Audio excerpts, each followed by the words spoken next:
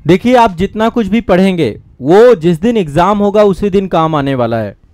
परीक्षा के वो 2 घंटे तय करेंगे कि आपका सिलेक्शन होगा कि नहीं होगा। और बीपीएससी एग्जाम जिस तरीके से बदलाव के दौर पे गुजर रहा है, अभी जो चेंजेस हो रहे हैं उस आधार पे मैं आप सभी को परीक्षा के दिन के लिए तैयार कर रहा हूं।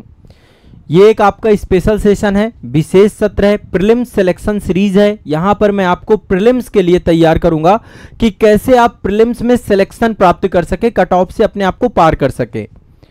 क्वेश्चंस को कैसे समझना है, कौन से क्वेश्चन अटेम्प्ट करने हैं, कौन से क्वेश्चन अटेम्प्ट नहीं करने हैं, बहुत ही रणनीतिक तरीके से चीजों को समझेंगे। अभी भी बीपीएससी में यदि हम देखें तो फैक्चुअल क्वेश्चन बहुत ज्यादा आते हैं, इनका नंबर ज्यादा होता है। हिस्ट्री से क्वेश्चन ज्यादा होते हैं, साइंस से क्वेश्चन ज्यादा होते हैं, करंट अफेयर्स से क्वेश्चन ज्यादा होते हैं। करंट अफेयर्स के लिए मेरी क्लास कर लीजिए और कहीं परेशान होने की जरूरत नहीं है। आपको पूरी की पूरी क्लासेस आजाद एकेडमी लर्निंग ऐप पर फ्री मिल जाएंगी करंट अफेयर्स के सेक्शन में। बस उसको पूरा कर लीजिए और सुबह पर डे जब तक प्रीलिम्स नहीं हो जाता है करंट अफेयर्स के लाइव सेशन पे जुड़िए। सुबह 5:45 पे करंट अफेयर्स आजाद आईएएस एकेडमी के यूट्यूब चैनल पे होता है। सब कुछ पढ़ा रहा हूं, कुछ नहीं छोड़ के चल रहा हूं, बहुत अच्छे से पढ़ा रहा हूं, सिलेक्टेड टॉपिक पढ़ा रहा हूं, इसलिए उनको जरूर पढ़िए। तो करंट आपका क्लियर हो जाएगा। जीएस मैंने बहुत अच्छे से पढ़ाया ही है, आप लोगों को बैच के अंदर पढ़ाया है, बिहार स्पेशल भी पढ़ाया गया है, सब कुछ पढ़ाया हमने, कुछ भी नहीं छोड़ा है, पूरा सिलेबस कंप्लीट कराया है बीपीएससी के छात्रों के लिए। अब जो मैं आपको ये करवा रहा हूं, इससे के माध्यम से हम प्रैक्टिस सेट करेंगे और प्रारंभिक परीक्षा में एग्जाम हॉल पे आप प्रश्नों को कैसे हल करेंगे उसकी हम तकनीकी सीखने वाले हैं, टेक्निक सीखने वाले हैं। ठीक है, चलिए। यहाँ पे मेंटरशिप वाले बच्चे भी यदि हैं तो सारे लोग इसको ज्वाइन करेंगे। मैं सारे प्रीवियस ईयर क्वेश्चन पेपर ले रहा हूं और इससे कैसे आप देखिए, प्रीवियस ईयर क्वेश्चन पेपर से क्या होगा, 2 फायदे हैं। पहले तो एग्जाम का जो आयोग का लेवल है उसे आप समझ पाएंगे, कैसे क्वेश्चन आते हैं। दूसरी चीज जो मैं आपको यहां पे सिखाने जा रहा हूं वो ये सिखाने जा रहा हूं कि बीपीएससी जो आप देने जा रहे हैं, बीपीएससी में प्रीवियस ईयर क्वेश्चन पेपर भी बहुत सारे पूछे जाते हैं, मतलब ज्यादातर क्वेश्चन यहां से पूछ लेता है। तो फास्ट फॉरवर्ड होकर के हमारा रिवीजन भी हो जाएगा, कुछ क्वेश्चन भी जो आ सकते हैं, और दूसरा टेक्निक सीखना है। यदि आप एक बार टेक्निक सीख गए तो आप आसानी से क्वेश्चन को अटेम्प्ट करिएगा। यहां पे क्या क्या सीखना है, अटेम्प्ट कैसे करें आप क्वेश्चंस को, ठीक है, ये सबसे ज्यादा इंपॉर्टेंट है। अटेम्प्ट कैसे करें, तो पहला है आपका, प्रथम मानव जीवाश्म भारत की किस नदी घाटी से प्राप्त हुआ। अब ये पूरा पाषाण काल का टॉपिक है और ये बहुत बार रिपीटेड टॉपिक है, कई बार क्वेश्चन पूछा जा चुका है ये, और ऐसे क्वेश्चन कंप्लीट फैक्चुअल क्वेश्चन होते हैं। ठीक है, ये बीपीएससी में आया था आपका, 6वीं बीपीएससी री एग्जाम हुआ था आपका, उसमें एक क्वेश्चन आपका पूछा गया था। तो प्रथम मानव जीवाश्म भारत की किस नदी घाटी से, आप लोग भी अटेम्प्ट करिएगा। ये सही आंसर इसमें नर्मदा नदी घाटी है। ठीक है, नर्मदा नदी घाटी है। पहले मानव के साक्ष्य आपके मध्य प्रदेश में पश्चिमी नर्मदा क्षेत्र में हथनौरा, होशंगाबाद बोलते हैं उसको, होशंगाबाद क्षेत्र में आता है। अब होशंगाबाद का नाम परिवर्तित करके नर्मदापुरम कर दिया गया है। तो हथनौरा होशंगाबाद नामक पुरा स्थल से प्राप्त हुए हैं, यानी कि पहला जो मानव जीवाश्म प्राप्त हुआ है वो हथनौरा से मिला है हमें। कहां से मिला है, हथनौरा से। और हथनौरा कहां पड़ता है, हथनौरा आपका कहां पे पड़ता है, ठीक है, नर्मदा नदी घाटी के अंतर्गत पड़ता है। अच्छा, किसने इसकी खोज की, इसकी खोज अरुण सोनकिया के द्वारा किया गया, अरुण सोनकिया इनके द्वारा किया गया। तो प्रथम मानव जीवाश्म भारत की किस नदी घाटी में प्राप्त हुए, नर्मदा घाटी में। आप लोग भी पार्टिसिपेट करिएगा सभी लोग इत्मीनान से, और क्वेश्चंस को, ऐसे क्वेश्चन में आसान प्रकृति के क्वेश्चन मानता हूं, वाइट एरिया के क्वेश्चन है। यहां पे एक चीज सीखिए, पहली टेक्निक देखिए। अब यहां पे मैं बहुत सारी टेक्निक बताने वाला हूं। प्रश्न आपके 2 प्रकार के होते हैं। पहला होता है white level question, white level question, WQ कह सकते हैं इनको, जो व्हाइट लेवल क्वेश्चन होते हैं। दूसरे होते हैं black level question, black level question, black और व्हाइट। व्हाइट का मतलब है ऐसे क्वेश्चन जो आपने कभी पढ़े हैं, जो आपने कभी पढ़े हैं, जो भी क्वेश्चन आपने पढ़े हैं वो व्हाइट लेवल क्वेश्चन है। ठीक है, हो सकता है आपको याद रहे, हो सकता है आपको याद ना रहे, लेकिन आपको यह पता है कि सिलेबस का हिस्सा है, मैंने इसको पढ़ा है। ब्लैक लेवल क्वेश्चन वो होते हैं जिनको आपने कभी नहीं सुना है, कभी नहीं पढ़ा है, कभी नहीं सुना, कभी नहीं पढ़ा, ऐसे भी क्वेश्चन आते हैं। कुछ क्वेश्चन ऐसे भी होते हैं ब्लैक क्वेश्चन, ये किसी को नहीं आते हैं। जितने भी बच्चे किसी को नहीं आते, जो सिंसियर कैंडिडेट है मैं उनकी बात कर रहा हूं, जो सिलेक्शन के लिए रात दिन मेहनत कर रहे हैं मैं उनकी बात कर रहा हूं। ब्लैक लेवल क्वेश्चन किसी को नहीं आते हैं। व्हाइट लेवल क्वेश्चन आमतौर पे ज्यादातर बच्चों के सही होते हैं। अब ये वाले क्वेश्चन यदि आप गलत करोगे, जैसे ये क्वेश्चन जो था ये बहुत सामान्य सा क्वेश्चन है, आप इतिहास पढ़ेंगे तो शुरुआत ही यहीं से होती है, तो ऐसे क्वेश्चन हम गलत नहीं कर सकते। हम ऐसे किसी भी क्वेश्चन के लिए रिस्क नहीं लेंगे। ये सारे बीपीएससी के ही प्रीवियस क्वेश्चन है। अगला क्वेश्चन है, भारत में पशुपालन एवं कृषि के प्राचीनतम साक्ष्य कहां से प्राप्त हुए हैं? ठीक है, अब ये आपको पता होना चाहिए, प्राचीनतम साक्ष्य कहां से प्राप्त हुए हैं। यहां पे दो शब्द है, पशुपालन एवं कृषि के प्राचीनतम साक्ष्य। देखिए अब इस पे मैं थोड़ा सा मतलब अपडेटेड नहीं है, ये आयोग ने ही क्वेश्चन पूछा था, लेकिन एक्चुअल में सबसे प्राचीनतम साक्ष्य जो प्राप्त हुए वो यूपी के लहुरा देव से हुए हैं। एक तो ये याद कर लो, लहुरा देव संत कबीर नगर में एक जगह पड़ती है, यहां पे चावल के साक्ष्य प्राप्त हुए हैं, चावल के साक्ष्य। और ये साक्ष्य लगभग 8000 बीसी पुराना है। कितना है? 8000 बीसी पुराना है। तो एक्चुअल में यदि देखा जाए कि भारत में कृषि के प्राचीनतम साक्ष्य कहां से प्राप्त हुए हैं, तो लहुरा देव से प्राप्त हुए हैं, उत्तर प्रदेश लहुरा देव से प्राचीनतम साक्ष्य चावल के साक्ष्य प्राप्त हुए हैं। ठीक है, लेकिन अब यहां पे लहुरा देव तो ऑप्शन है नहीं, तो दूसरे नंबर पे है मेहरगढ़। मेहरगढ़ में 7000 बीसी पुराने यहां पर जौ के साक्ष्य मिले हैं, गेहूं के साक्ष्य मिले हैं, जौ के साक्ष्य, गेहूं के साक्ष्य यहां पर प्राप्त हुए हैं। यहां पे चावल के साक्ष्य नहीं प्राप्त हुए। तो कृषि के सबसे प्राचीनतम साक्ष्य कहां से मिल गए? मेहरगढ़ से। पहले ई ऑप्शन आता था, अब ई ऑप्शन का कॉन्सेप्ट खत्म करके आयोग ने क्या कर दिया है, आपका सीधा सीधा आपका निगेटिव मार्किंग रख दी है। तो सिंपल है, ये क्वेश्चन भी सिंपल है, व्हाइट लेवल क्वेश्चन है, आपको अटेम्प्ट करना चाहिए। यदि ये क्वेश्चन आप अटेम्प्ट नहीं कर पाते हैं तो आप समझ लीजिए कि कंडीशंस आपकी खराब है, फिर कुछ नहीं हो सकता आपका। क्लियर है भाई? स्पष्ट है? कोई दिक्कत तो नहीं है? बहुत सिंपल सा मामला है। ठीक है, अच्छा एक और जगह कोल्डिहवा, कई बार ऑप्शन में देखो, कभी ऑप्शन में यदि लहुरा देव नहीं है, मेहरगढ़ नहीं है, तो इसका सही आंसर कोल्डिहवा हो सकता है। कोल्डिहवा, कोल्डिहवा भी यूपी में पड़ता है, प्रयागराज के पास, वहां पर भी चावल के प्राचीनतम साक्ष्य मिले हैं। कोल्डिहवा, कोल्डिहवा प्रयागराज में पड़ता है और यहां पर भी आपका जो है चावल के साक्ष्य प्राप्त हुए हैं कोल्डिहवा में। यह भी आपको ध्यान में रखना है। तो ये कुछ बेसिक हैं जो चीजें आपको, 3 फैक्ट यहां पे मैंने बताए। नवीनतम खोजों के हिसाब से लहुरा देव को माना जाएगा। यदि विकल्प में लहुरा देव है तो लहुरा देव ही सही करेंगे आप लोग। संत कबीर नगर में आपका पड़ता है और 9000 ईसा पूर्व से लेकर 7000 ईसा पूर्व के बीच में यहां पर चावल के साक्ष्य मिले हैं। ठीक है, गॉट इट? चलिए आगे बढ़ते हैं। निम्नलिखित में से चालकोलिथिक युग किसे कहा जाता है? आप लोगों ने मेगालिथिक के बारे में सुना होगा। मेगालिथिक है जहां पे पाषाण पत्थर थे बड़े बड़े, मेगालिथिक काल है ना, महापाषाण काल बोलते हैं। आपने जो है कांस्य युगीन सभ्यता सुनी होगी जहां पे कांसे का प्रयोग होता था। आपने लौह युगीन सभ्यता सुनी होगी, है ना। बिहार में आप देखें तो उत्तर वैदिक काल में महाजनपद काल, मगध साम्राज्य एक सबसे बड़ा साम्राज्य था, तो लौह युगीन सभ्यता के तौर पे थी। मगध के पास लोहा था, इसलिए मगध जो है सबसे प्रभावी साम्राज्य बन पाया उस समय, समकालीन समय में, है ना। चालकोलिथिक का मतलब क्या है? पूरा पाषाण काल मतलब पत्थर का युग। नवपाषाण का मतलब जहां एग्रीकल्चर है, ये पत्थर का युग है, ये कृषि का युग है। नवपाषाण काल क्रांति भी कहते हैं। ताम्रपाषाण काल जो होता है, तांबे का युग जो होता है, उसको हम चालकोलिथिक या कैल्कोलिथिक युग कहते हैं। ठीक है, तो यहाँ पे तांबा होगा, तांबे का जब प्रयोग किया। सबसे पहली धातु कौन सी खोजी गई? तांबा। सबसे पहली धातु कौन सी खोजी गई? तांबा। ये भी आपको दिमाग में बैठा के रखना है। सिंपल सा क्वेश्चन था, आसान क्वेश्चन था, व्हाइट लेवल क्वेश्चन था, आपको इसको सेलेक्ट करना। ऐसे कोई भी क्वेश्चन देखिए, ये सारे फैक्चुअल क्वेश्चन है और बिहार में ये चीज है, प्री में क्वेश्चन बहुत तथ्यात्मक होते हैं और इस कारण से बच्चों के साथ समस्या होती है। अब देखो ये बहुत सिंपल सा क्वेश्चन है, इंडस वैली सिविलाइजेशन एक हॉट टॉपिक है, इसको तैयार करके रखना। कह रहा है कि ये किससे संबंधित है? प्रागैतिहासिक काल, आद्य ऐतिहासिक काल, उत्तर ऐतिहासिक काल, ऐतिहासिक काल। एक्चुअल में इसका सही आंसर है आद्य ऐतिहासिक काल।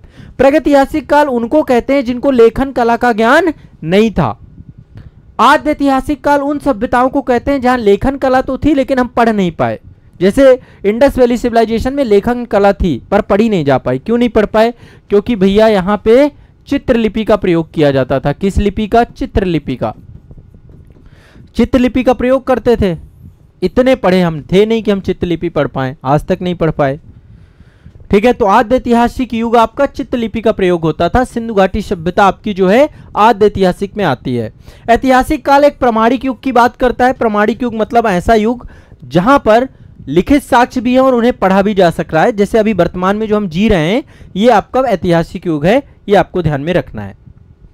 विष्णुदेव जी कह रहे हैं सर इकोनॉमी का क्वेश्चन कराइए। हिस्ट्री का बहुत करवाए हैं आप, इकोनॉमी का क्वेश्चन भी करवाऊंगा मैं। अगले सेशन से इकोनॉमी के कुछ फैक्ट कराऊंगा। फैक्ट मतलब मैं जैसे बहुत सारे जो डेटा वाइज चीजें हैं वो सारे करवा दूंगा। ठीक है, आप बिल्कुल घबराओ मत। और बीपीएससी के इकोनॉमी के क्वेश्चन भी लेकर के आऊंगा। अभी जो भी है कर लीजिए, आप टेंशन मत लीजिए। इकोनॉमी भी होगी, आपकी पॉलिटी भी होगी, आपकी जो है जिस तरीके के क्वेश्चन, बिहार स्पेशल के क्वेश्चन भी होंगे, हिस्ट्री के भी क्वेश्चन होंगे, मिले जुले क्वेश्चन आपको लेकर आऊंगा। और जनरल साइंस भी कराऊंगा जिसमें फिजिक्स, केमिस्ट्री, बायो भी होगा।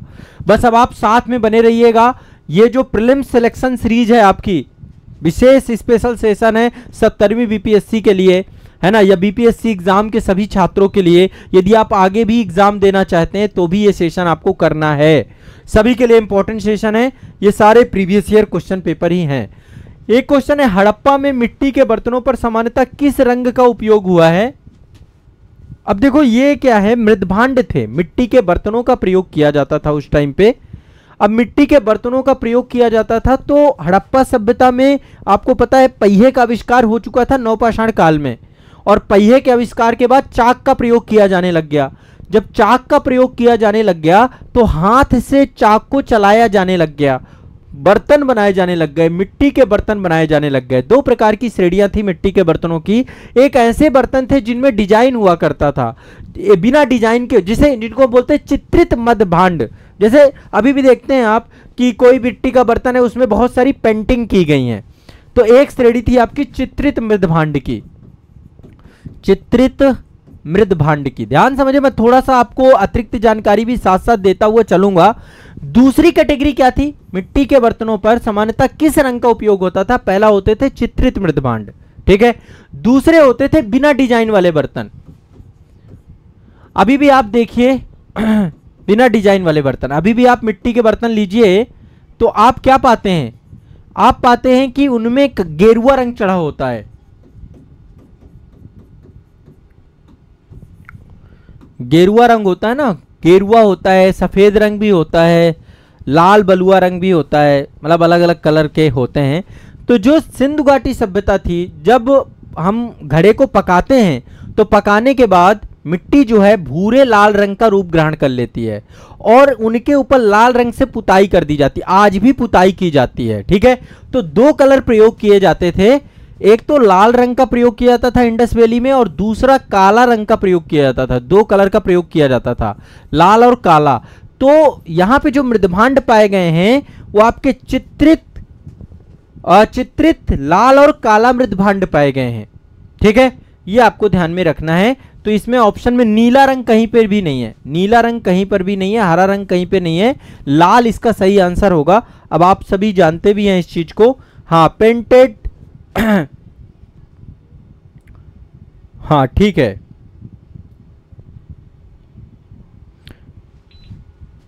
आज भी मिट्टी के बर्तनों में देखेंगे लाल और काले का प्रयोग पर्याप्त मात्रा में होता है, नीले रंग का प्रयोग बहुत कम देखेंगे, लेकिन होने लगा है। मैं राजस्थान जब कभी जाता हूं तो वहां पे बर्तनों को देखता हूं तो वहां पे नीले रंग का प्रयोग, वहां पे राजस्थान को हम रंगीला राजस्थान कहते हैं। अच्छा, राजस्थान को रंगीला राजस्थान क्यों कहते हैं? क्योंकि प्रकृति ने देखा जाए तो राजस्थान को एक ही रंग दिया है। कभी आप मैप में देखिएगा, राजस्थान में रेगिस्तान है तो हर जगह केवल एक ही कलर दिखाई देता है, ब्राउन कलर की रेत है आपकी, वहां पे हल्के ब्राउन कलर की रेत है। तो राजस्थान ने क्या किया, अपनी संस्कृति में सारे रंग भर लिए। आप कभी राजस्थानी कल्चर को देखिए, हर एक रंग आपको मिलेगा राजस्थान में, हर एक रंग, कपड़े का पहनावा से लेकर के आपको वहां के हर तरीके से वेशभूषा, खान पान, हर जगह पे। इसलिए राजस्थान को रंगीला राजस्थान कहा जाता है। कितनी खास बात है। तो नेचर ने एक रंग दिया लेकिन राजस्थान ने सारे रंग भर लिए। तो राजस्थान में आप कभी जाएंगे वहां आपको मिट्टी के बर्तन भी मिलेंगे तो उसमें भी कई रंग आपको मिलेंगे, इसलिए रंगीला राजस्थान कहते हैं। हाँ, कालीबंगा है वहां पे, ठीक है। निम्नलिखित में से हड़प्पन नगर में जूते हुए खेतों के निशान मिले हैं। यहां से मैंने भारत दर्शन का वीडियो भी बनाया था, कालीबंगा। जूते हुए खेत के ऊपर खड़े होकर के ही मैंने भारत दर्शन बनाया, आप लोग एक बार देख सकते हैं वो मास्टर वीडियो, वो भारत दर्शन का वीडियो। कालीबंगा आपका जो है ये पीली हनुमानगढ़ जिले में पड़ती है, घग्गर नदी के किनारे है, और वहां पर जो है आपका वहां पर पीलीबंगा एक जगह है। कालीबंगा मतलब होता है काले रंग की चूड़ी, ठीक है। तो राजस्थान के हनुमानगढ़ जिले में घग्गर नदी के किनारे कालीबंगा से जुते हुए खेत के साक्ष्य मिले हैं और यहां से बहुत सारी चीजें मिली हैं। अच्छा, ये आप देखिए लोथल, एक करंट अफेयर्स का क्वेश्चन यहां पे याद कर लीजिए। राष्ट्रीय समुद्री विरासत यहां पे बन रहा है, आपका पूरा का पूरा संस्थान बनाया जा रहा है, राष्ट्रीय समुद्री विरासत संस्थान बनाया जा रहा है लोथल में, ठीक है। राष्ट्रीय समुद्री विरासत संस्थान बनाया जा रहा है लोथल में, इसको इस्टेब्लिशमेंट किया जा रहा है। और धौलावीरा ये आपका डकयार्ड था, यहां से गोंदीवाड़ा मिला था, यहां पर एक तरीके से बड़े बड़े जहाज आकर के रुकते थे, तो गोंदीवाड़ा था, ये आपका गुजरात में पड़ता है, ठीक है। जुते हुए खेत आपके कालीबंगा से मिलते हैं। धौलावीरा में ड्रेनेज सिस्टम बहुत अच्छे से मिला है यहाँ पे, और ड्रेनेज सिस्टम के साथ साथ अभी यूनेस्को का वर्ल्ड हेरिटेज साइट भी इसको घोषित किया गया है। और साथ ही यहाँ पे हड़प्पा लिपि के बड़े आकार के 10 चिन्हों वाला एक शिलालेख मिला है। अभी 43 यूनेस्को वर्ल्ड हेरिटेज साइट हो चुकी हैं। असम के मोइदम्स, रट लो, 1 नंबर का क्वेश्चन आपको बता रहा हूं। इससे पहले शांति निकेतन और होयसल के मंदिर समूह को जो है यूनेस्को का वर्ल्ड हेरिटेज साइट का दर्जा दिया गया था। असम के मोइदम्स को दिया गया है आपका जो है 43वां यूनेस्को वर्ल्ड हेरिटेज साइट, ये भी रट लीजिएगा, इससे भी क्वेश्चन आपका आएगा। धौलावीरा को भी दिया गया था, रामप्पा मंदिर और धौलावीरा एक साथ ये कैटेगरी ये दिया गया था आपका 2022 में, है ना। धौलावीरा और रामप्पा मंदिर दोनों को दिया गया था, और यहां से हड़प्पा लिपि के बड़े आकार के 10 चिन्हों वाला एक शिलालेख भी मिला है, तो ये भी आपको ध्यान में रखना है। हरियाणा में बनवाली है एक जगह, है ना, हरियाणा के बनवाली के फतेहाबाद जिले में मिट्टी की बनी हुई हल्की प्रतिकृति भी मिली है, ये भी आपको दिमाग में बैठा के रखना है। मोहनजोदड़ो आपका हड़प्पा का सबसे बड़ा स्थल है, सबसे नगरीकृत है, और इसको मोहन हड़प्पा की राजधानी के तौर पे भी देखा जाता था। अब कुछ क्वेश्चन जो आपके बीपीएससी में पहले पूछे गए हैं ये, और उम्मीद है इनसे क्वेश्चन आ सकते हैं। कह रहा भारत का जो क्षेत्रफल है संसार के क्षेत्रफल का 2.4% है, परंतु इसकी जनसंख्या पूछ रहा है कि इसकी जनसंख्या कितनी है। जनसंख्या तो देखो अभी बढ़ गई है, हम देखा जाए तो अभी जो रिसेंट डेटा है तो भारत विश्व में नंबर 1 हो गया है जनसंख्या के मामले में, लेकिन अभी हमारे पास जो डेटा है 2011 की जनगणना का, ये लेटेस्ट डेटा है नहीं, उस आधार पे ही क्वेश्चन आपको सॉल्व करना होगा।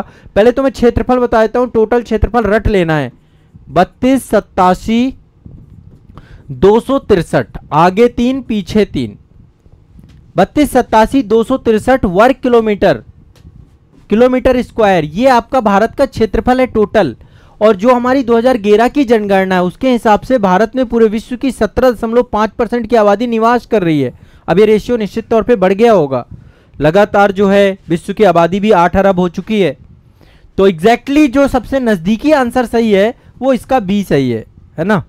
देखिए ये आपका भारत का अक्षांशीय और देशांतरी विस्तार पूछ लेता है। ये सब चीजें मैंने अभी ज्योग्राफी का बैच चल रहा है मेरा, मैं बहुत डिटेल से ज्योग्राफी पढ़ाता हूं।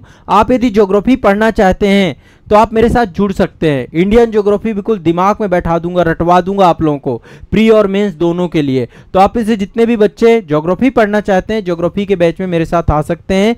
यहाँ पे देखिए कह रहा है कि भारत का अक्षांशीय और देशांतरी विस्तार एक तरीके से पूछ रहा है, तो ये जो ऑप्शन है आपका, ये तो यहाँ पे ज्यादातर आपका ये केवल अक्षांशीय विस्तार की बात की गई है, इसमें कोई भी ऑप्शन सही नहीं है, क्योंकि हर जगह पे क्या लिखा हुआ है, जो डेटा है वो बिल्कुल से गलत है।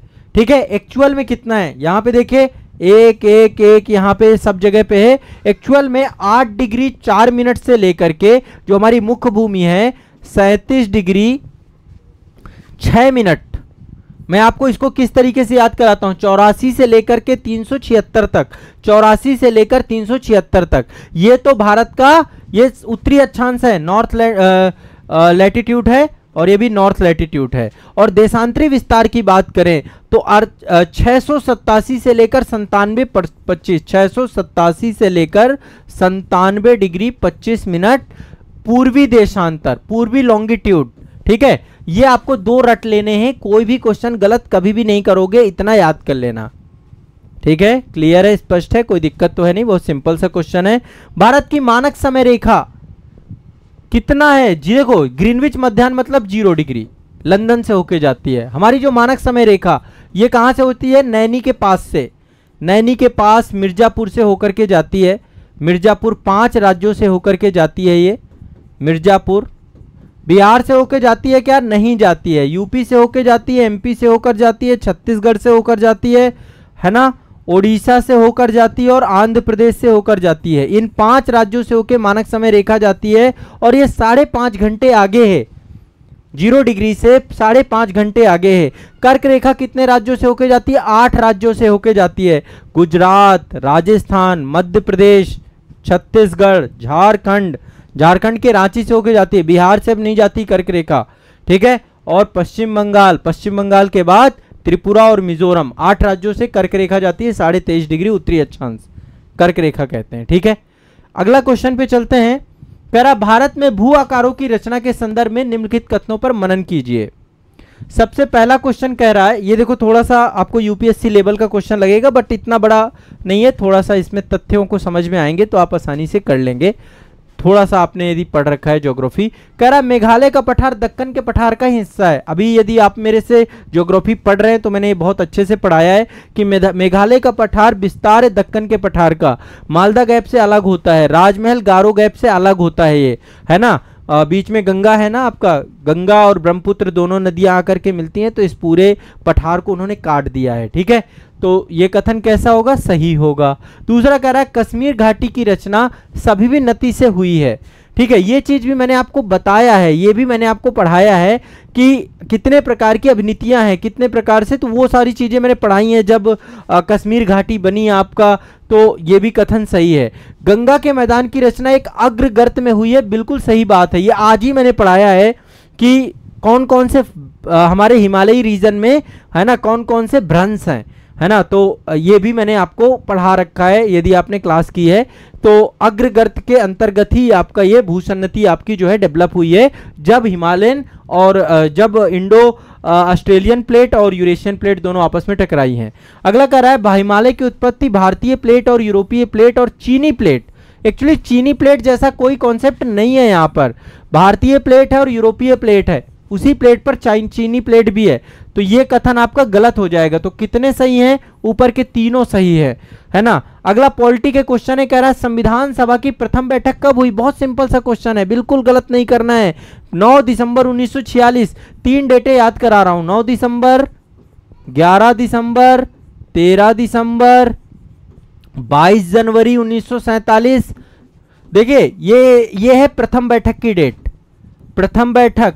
इसमें राजेंद्र प्रसाद जी जो बिहार से थे, जीरादेई से थे, है ना, भारत के पहले राष्ट्रपति बनने से पहले संविधान सभा के स्थायी अध्यक्ष बनाए गए।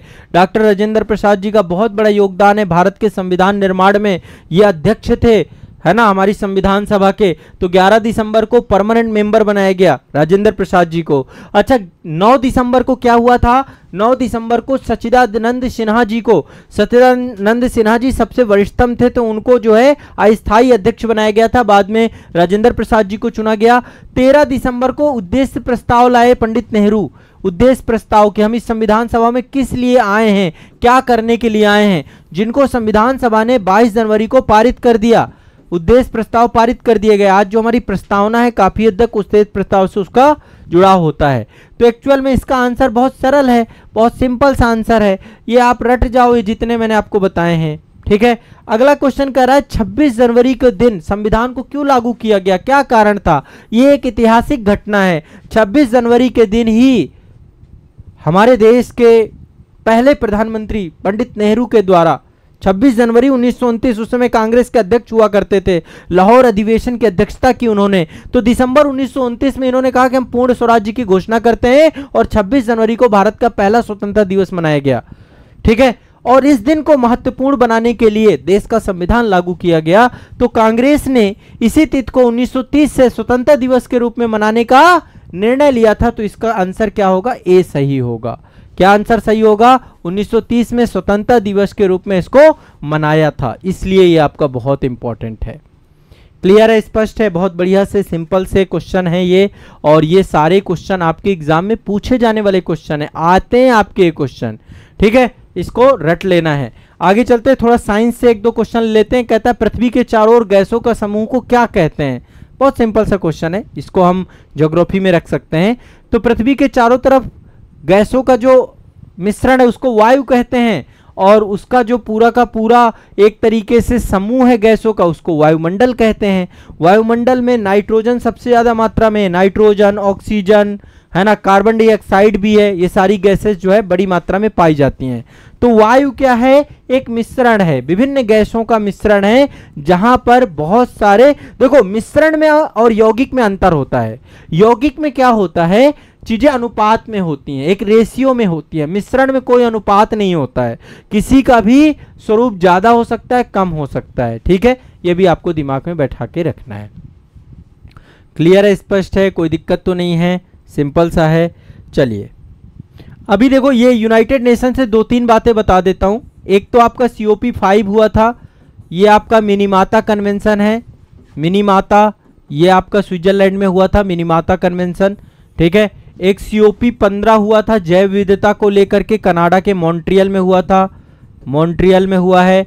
इसके बाद COP28 दुबई में हुआ है, दुबई में हुआ है।